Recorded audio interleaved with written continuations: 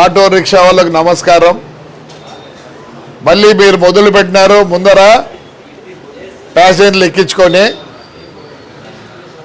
దేవుని తోడు చెప్తాను, అల్లా కా కసం మై బోల్ రహా హూం, ఈసారి చూసినారంటే మీ బండి బయటికి రాదు, మీ బండి బయటికి రాదు. మీరు లోపల ఎంతమందినైనా ఎక్కించుకోండి, లేదా పైన ఎక్కించుకోండి. డ్రైవర్ దగ్గర ఈసారి కనపచ్చినదంటే మీకు ఆర్సీ లేదు, ఇన్సూరెన్స్ లేదు, డ్రైవింగ్ లైసెన్స్ లేదు. మీరు కూడా బతకాలని చెప్పే ఉద్దేశంతో మేము కూడా ఉన్నాం. ముందర మళ్ళీ నలుగురు కనపడితే ఎక్కడ కనపడినా కానీ ఈసారికి ఆర్టీఓ ఆఫీస్ పట్టిస్తా. పోలీస్ స్టేషన్ కాదు, పోలీస్ స్టేషన్ కాదు, ఆర్టీఓ ఆఫీస్కి పట్టిస్తాను. జాగ్రత్త పడండి. ఒక్కసారి ఆర్టీఓ ఆఫీస్కి పోయిందంటే మీ బండి బయటికి రాదు. ఎన్నిసార్లు చెప్పాలా మీకు? ఎందుకు చంపుతారు మనుషుల్ని? అరే ముందర కూర్చోబెట్టుకోవద్దంటారా? వెనకలు ఎంతమంది నేర్చుకోండి, మేము వద్దండంలే. డ్రైవర్ సీట్లో ఒక్క ప్యాసింజర్ ఎక్స్ట్రా ఉన్నాయని ఆర్టీఓ ఆఫీస్ ఎక్కడికి పోతుంది? ఆర్టీఓ ఆఫీస్కి పోతే మీకు లైసెన్స్ లేదు, ఇన్సూరెన్స్ లేదు, బండికి ఆర్సీ లేవు, అన్ని దొంగ బండ్లు.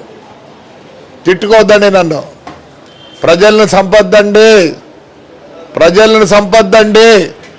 మళ్ళీ మొదలైంది. అప్పుడే ఒప్పుకునేది లేదు. ఆ ప్యాసింజర్లు కూడా తెలియలేదు, ఆ ప్యాసింజర్లు కూడా తెలియలేదు. చస్తారు. ముందర ఎక్కద్దండి డ్రైవర్ పక్కన. ఆర్టీఓ ఆఫీస్కి పోతాయి బండ్లు. మీరు బీదోళ్ళు కష్టపడతారు. మీరు పొద్దున్న నుంచి సాయంత్రం వరకు తోలితేనే మీ ఇంట్లో మీ పిల్లలు తింటారు భోజనము. ఆ ఇద్దరిని ఎక్కించుకోవద్దండి, ముందర ఎక్కించుకోవద్దండి. నేను వద్దండి వెనకల ఎక్కించుకోండి. ఇదే లాస్ట్. ఆ పోలీస్ స్టేషన్ పంపిను, ఆర్టీఓ ఆఫీస్కి పోతాయి మీ బండ్లు. ఇప్పుడంతా కొత్త సిస్టమ్ వచ్చింది. బ్రేక్ ఇన్స్పెక్టర్లు కూడా ఎఫ్సీ గిఫ్సీ చేయరు. మీ బండి చిక్కిందంటే మళ్ళీ ఎక్కడికి పోవాలి తెలుసా? గవర్నమెంట్ వేరే సిస్టమ్ పెట్టింది అనంతపూర్లో, అంత ఎలక్ట్రానిక్. మీ బండి బయటికి రాదు. తిట్టుకోవద్దండి దయచేసి.